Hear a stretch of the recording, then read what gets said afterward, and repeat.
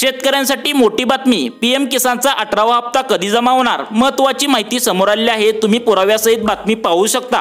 शेतकऱ्यांना पाठबळ देण्यासाठी सरकार विविध योजना आखत आहे। यातील एक योजना म्हणजे पंतप्रधान किसान सन्मान निधी योजना। या योजनेच्या माध्यमातून सरकार दरवर्षी शेतकऱ्यांना 6000 रुपयांची आर्थिक मदत देते। आतापर्यंत 17 हप्ते शेतकऱ्यांच्या खात्यामध्ये जमा झाले आहेत। 18वा हप्ता कधी मिळणार याची सध्या चर्चा सुरू आहे। मात्र लवकरच 18वा हप्ता देखील तुम्हाला मिळणार असल्याची अपडेट आता समोर आली आहे। बघा नक्की तुम्हाला हा हप्ता कधी मिळणार।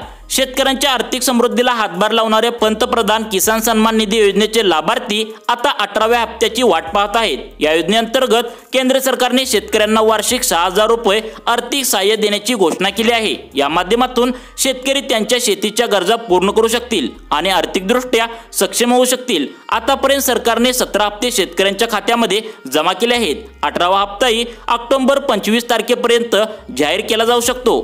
परंतु तुम्हाला आता काही सूचनांचे पालन केले तरच तुम्हाला या पीएम किसान योजनेचा 18वा हप्ता मिळणार आहे। बघा या सूचना तरी काय आहेत। दरम्यान मिळालेल्या माहितीनुसार यावेळी शेतकऱ्यांना काही नवीन सूचनांचे पालन आता करावे लागणार आहे, तरच तुम्हाला 18वा हप्ता मिळणार आहे। या योजनेचा लाभ घेण्यासाठी सरकारने ई-केवायसी आणि जमीन पडताळणी अनिवार्य केले आहे।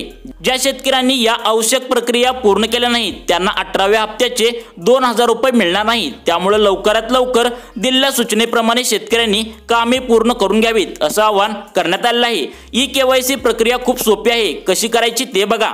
ई-केवायसी प्रक्रिया आता खूप सोपी झाली आहे। कृषी आणि शेतकरी कल्याण मंत्रालयाने सुरू केलेल्या पीएम किसान मोबाईल ॲपमध्ये फेस ऑथेंटिकेशन फीचर उपलब्ध आहे। या फीचरच्या मदतीने शेतकरी आता घरी बसून OTP किंवा फिंगरप्रिंट शिवाय चेहरा स्कॅन करून ई-केवायसी आता करू शकतात। विशेषत म्हणजे दुर्गम भागातील शेतकऱ्यांसाठी ही पद्धत अतिशय सोयीची आहे। याशिवाय शेतकरी त्यांच्या जवळच्या कॉमन सर्व्हिस सेंटरला भेट देऊन बायोमेट्रिक केवायसी देखील मिळवू शकतात। जर शेतकरी स्वतः OTP द्वारे केवायसी प्रक्रिया पूर्ण करत असेल तर ते विनामूल्य आहे। जर त्याने कॉमन सर्व्हिस सेंटरमध्ये जाऊन केवायसी केली तर थोडंसं त्यांना शुल्क भरावे लागणार। मित्रांनो, या प्रकारच्या तुम्हाला योजनाबद्दल माहिती मिळवण्यासाठी लाईफ चेंज मोटिवेशन आमच्या योजनांच्या चॅनलला नक्की सबस्क्राईब करा।